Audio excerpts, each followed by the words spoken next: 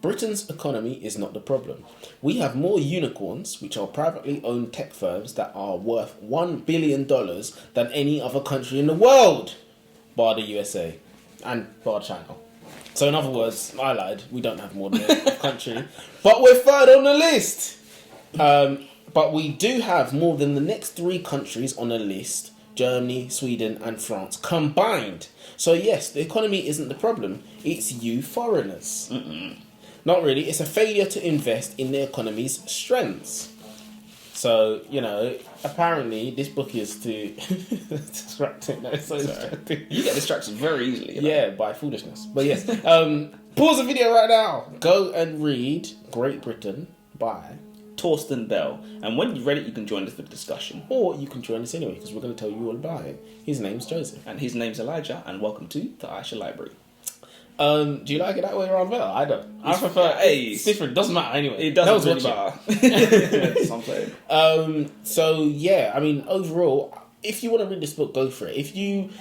I don't think this is for dummies. I think this is by professionals, but for professionals. Well, I think like half the people watching this just switched off. Yeah, left alone. We're going to try and give you some of the information out of it so that you kind of know what's going on and you kind of know why there's riots in the UK, because a lot of people clearly are just misinformed. We think it's foreigners and we think it's this and it's just none of those things. It's none of those things. It's the government. It's the government blundering, repeatedly blundering. So the one thing I will say about this book is it's information heavy. He's going to say this statistic, and this year, and this year, and that's Names all dates. it is. Bang, bang, Names bang, bang, dates. bang, bang, bang. You can't even get a hold of it. It's Compared to literally Italy's names statistics, compared to Germany's statistics, so we're down on this. He'll go into new topics with there's no pause, there was no break in semblance, there was no summary of the information that we supposedly just learned. Yeah, exactly. So it was very difficult. So, but we got something for you. We got something. So do you want to go? Yeah.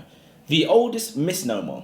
Did you know that the name Great Britain actually refers to the size of the land and not its political stature? This is exceptionally ironic when you consider how small Britain actually is. So of all the reasons for Britain to be called great, the one thing you wouldn't think it was its size. But in the 12th century, the term Great Britain was used to distinguish the island of Britannia Major from Britannia Minor, which is now called Brittany. Brittany is now part of France. So it was originally a part of Great Britain. But it's just crazy. You would think, people have the concept of Great Britain as, this small island with all the power inside it, and it just was none of that. It was the size. Yeah. It's stuck though. It stuck. Sounds good different too. reasons, literally. I live in Great Britain. We should call it Great Britain. Add another great on there. We should call it Ungreat Britain, according to this book. Or the ungrateful Britain. Ungrateful foreigners. Someone said we should make America Great Britain again. The UK government's strategy of robbing from tomorrow to get through today is the reason why the NHS's budget has continuously kept shrinking. Did you know that over 284 NHS buildings were built before 1948? These buildings had a shelf life of 50 years, so they're falling apart. A lack of equipment means that patients are waiting 6 weeks for a diagnostic test. Working in buildings that are at risk of collapse mixed with a lack of up-to-date IT equipment is partly why the NHS, despite having more staff than ever, is unable to clear the backlog of patients from the pandemic. So basically, fire them all. But yeah, it's a monumental. Keir Starmer has a lot of work to do, because realistically, loads of infrastructure needs to be updated and whatnot. That costs time and money. Time and money. There's a reason why it hasn't been updated. These buildings are over 70 years old and they're still not being updated. I mean, you go into hospitals and they look older than old. Because when you go into an old building, you know it's an old building. But when you go into a hospital, they just look like hospitals. So that means they're all ancient. They're all ancient. We have an idea. Look at the floors that they have. It's like a lino type of flooring. It's just weird. It's just a weird thing. Who's got that, man? So no one has that anymore. Yeah, there's literally like supermarkets that look more high tech than of course. That's what supermarkets used to have, that kind of lino-y shitty floor. But like 2004 no more. Yeah. That's what they said. Yeah, got to keep up with demand. 11 million British workers were furloughed during the coronavirus pandemic.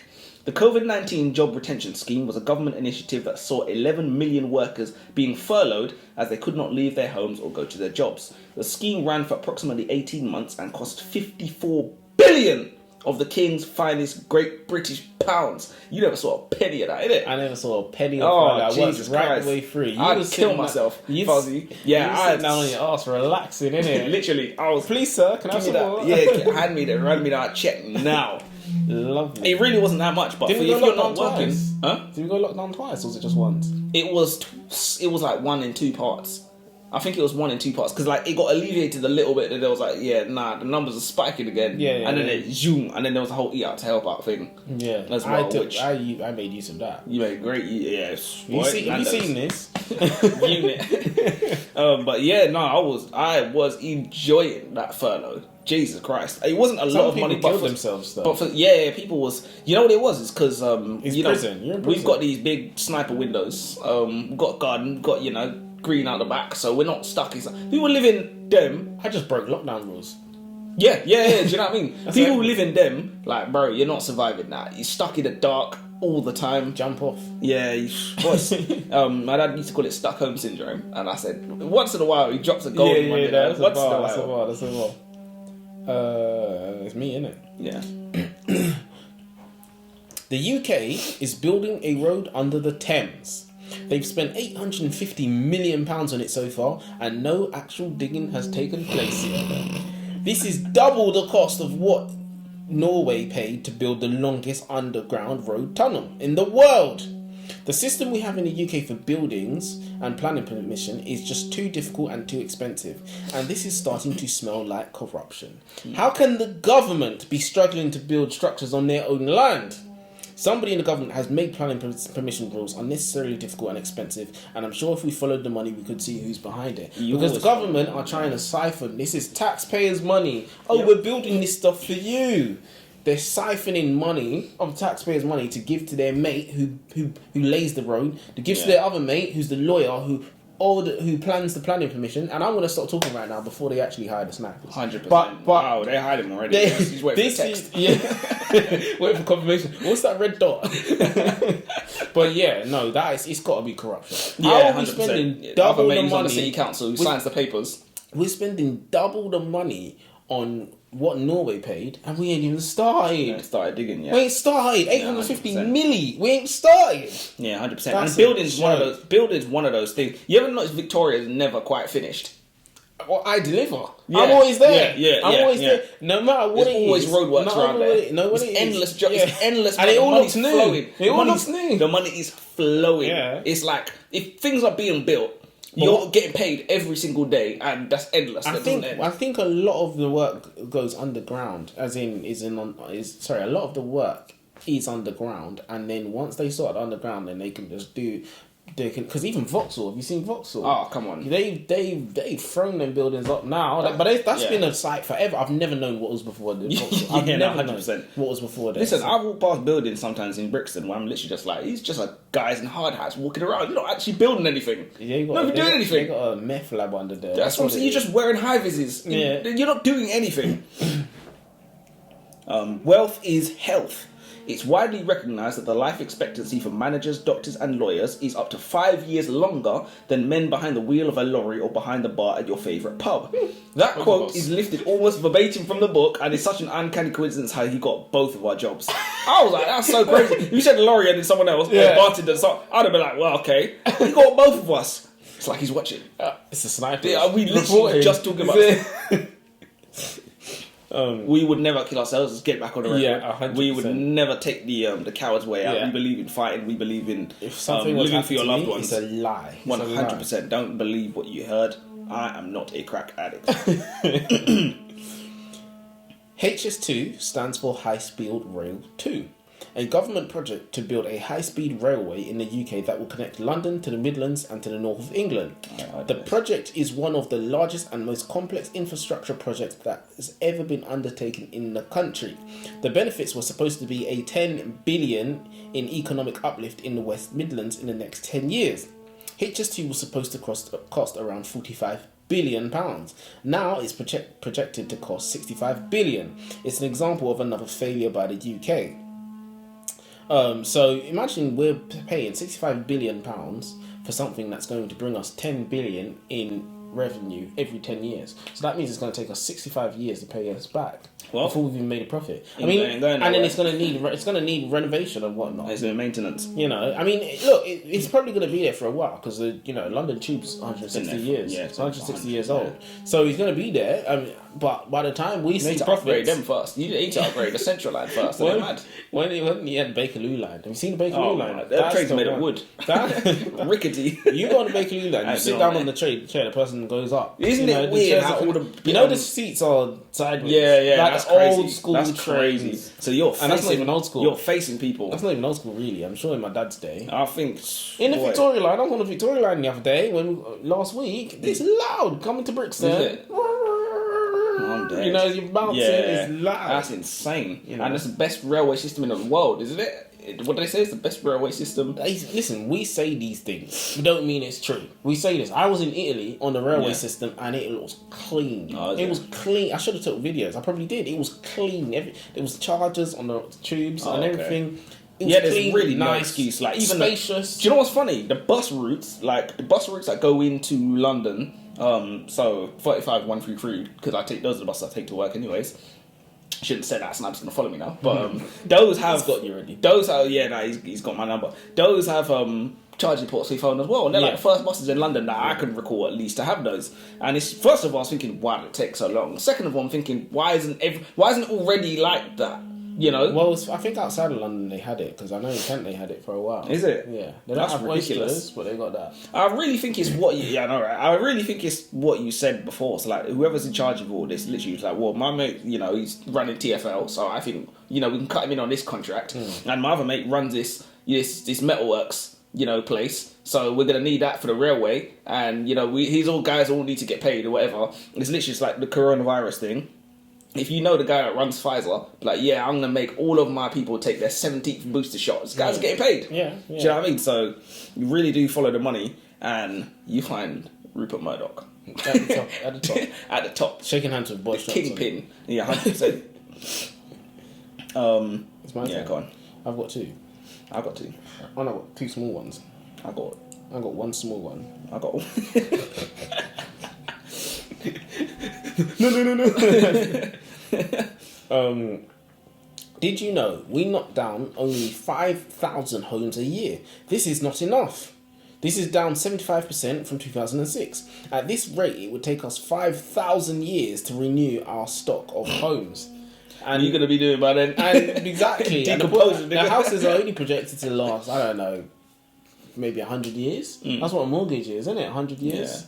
Was it 99 years? No, 99 I think years. flats is 99 years and house mortgage is for life. That's what it is. But yeah, it's not going to last for life though. I mean, it will last for life, but it's not going to last forever. But yeah. Does patriotism exist? By that, I mean, does it exist for us? In 2022, UK residents made 71 million trips abroad in 2022. 71 million. Whereas foreigners made around 30 million trips to the UK, a little under half. For a nation so proud to be British, we spend an awful lot of time in other countries. And even when we are here, we drive German cars, watch Japanese television sets, and fill our bellies with Indian and Chinese cuisine.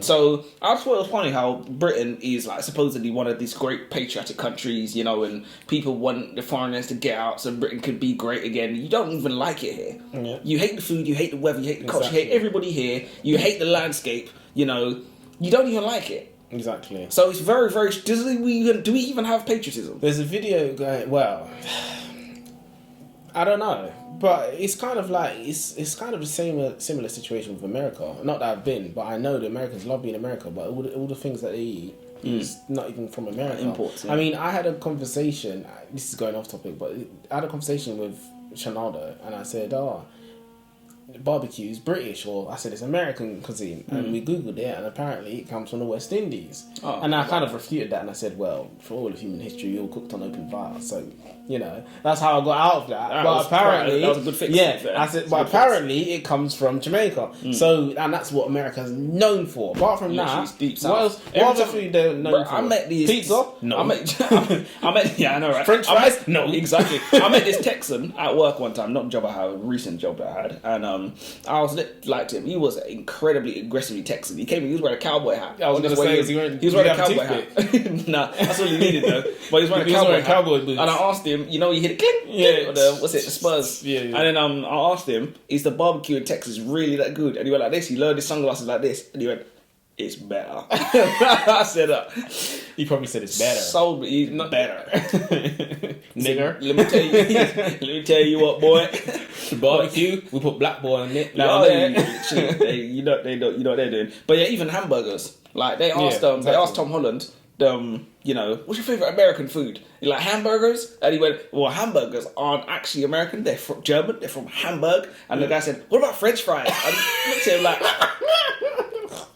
what? Seriously asked me that. So get your boy, bro. Yeah. I can't remember what I was saying initially. I mean, I said the story, but I wanted to say something else, but it's alright.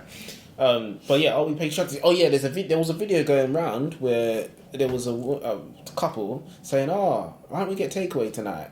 And then they said, "Oh, we can't because all the immigrants are gone. They kicked all the immigrants out. You know, we can't have the Chinese. But even so, you know, we can't get Uber because all the Indians are on Uber. You know, there's a lot of foreigners in India." Yeah, he said, "Oh, I'll go. Do you know what? I'll jump in my car." I'm professional. I'll jump in my car and I'll go to McDonald's. Oh, my car's broken. Let me call the AA. Oh, I can't because, you know, all the foreigners and whatnot. Or I'll jump on the bus, but all the foreigners drive the buses. Yeah, there's a lot of Indians driving buses, though. 100%. There's a lot of Asians. There's a lot of... I don't see... Well, there's definitely white people driving buses, but who knows where they come from.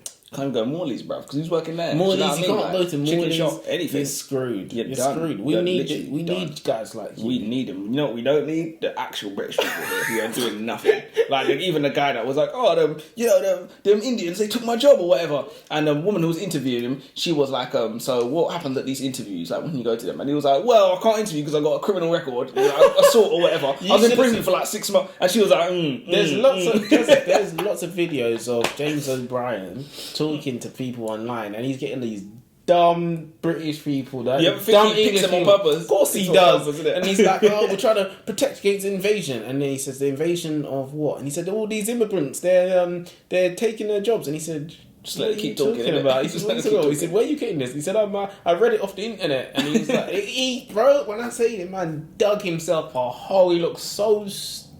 Unbelievable. And the thing is, for you to go on national TV or radio and say that means you've never even thought of it yourself. Like, you've never even thought about your actions. You read an article on Facebook. You know, that's what he said. He didn't even say the BBC. He said, "I saw it on Facebook." No, you're joking. For you to just say, why not just hang up? Just hang up. Why did you call him in the first place? For what? For Jason Brown's like, let me cook. He definitely picks them on purpose. Now, when I see these social media posts where they're talking to, they pick them on purpose, or they're actors. One of the two. So maybe James O'Brien, he wants to he's the kind of guy that wants to. That makes him seem even smarter. He's probably saying, "Buy my book." Irredefining genius. But people like to laugh at stupid people, so it's definitely clickbait. That's why we get so much views. That's 100%. Have you got one more? Yeah. Who are the real Britons? According to a 2021 census, 6% of Britain is Muslim. A further 1.8% is Hindu. Those numbers have gone up in the 21st century following the rise of liberalism in Britain. Today, Tory and Reform UK voters no longer necessarily believe that British citizenship makes one truly British. So I was on Twitter and some guy was like, he said, "You think you're British because of a piece of paper?" Yes, or whatever. And this Indian guy was like, "Yes." What is British? So this is what Andrew Tate said, because he went on Piers Morgan again, and they had a conversation, and basically Andrew Tate said something along the lines of, "There's a disconnect. We've got half the people in Britain that thinks if you got a British passport that means you're British, and half people think if you don't have one, or it's probably more like 75%. So basically, Andrew Tate said it's only in the West we have this idea that if you have a passport, if you were born there, then that means you're British or whatever. He said, if you go to China and you have a baby there, that baby's not Chinese. You go to Russia, you're not Russian. It doesn't matter where the fuck he was born. They will look at you. That's not a Chinese baby. So I don't know what that means. I don't know if I mean, we've kind of decided that if you're born here, you're British, but do we all agree? Well, I personally think this British people, and I mean the conservative reform UK ones now, who say call them English. Who say English people, That's let's say, who are like even if you're even if you're a second or third wave immigrant or third generation immigrant, you should still be sent back to where we came from. Like, how are they going to send us back to Jamaica? Like, I think if you talk like this, then you're not from there. That's what I think. If you got an accent. I think if I ask you what season it is, you say anything but salt and pepper, you're not from it. Literally send them, get them on a boat. But I think those people, the English people, they are never gonna have any form of sympathy ever because of what Britain did. Like, Britain went to these places and brought the people here, basically. Yeah. So the whole reason they begged. Exactly. The whole reason anyone's here, please. the whole reason any of them are here is because of Britain. So they can't say shit. And also Britain went over there and did a whole loop of madness. Exactly, a whole leap of madness. So, and then they said, we're the British and you're the Empire. So they came to see how good the Empire was. Now they're here. Did you say yours? Yeah. Alright, so let me say mine. If you stop talking. The UK is full up, right? All them foreigners taking our homes there. Wrong. What percentage of the land in the UK is actually built on? Who knows? If you had to take a guess. If I had to take a guess, just based on the way you asked, I'm going to go low now, just because of the way you asked. But somebody had asked me before, 23%. Most people said 43. The real answer is a staggering 8%. I mean, no matter how much you lowballed it, because you're not going to say something stupid. Do you know what the thing is? I was genuinely going to say 11, but I said that's stupid. Yeah. 11% of the land is actually built on, and we sorry. 8% of the land is built on, and we think that it's overcrowded. It's really full up. You lot ain't got. You're a bloody disgrace. And on that note, it's time for us to go. So yeah, time for Tubby bye bye. Get out. Get out. That's the plan. Till next time. Till next time.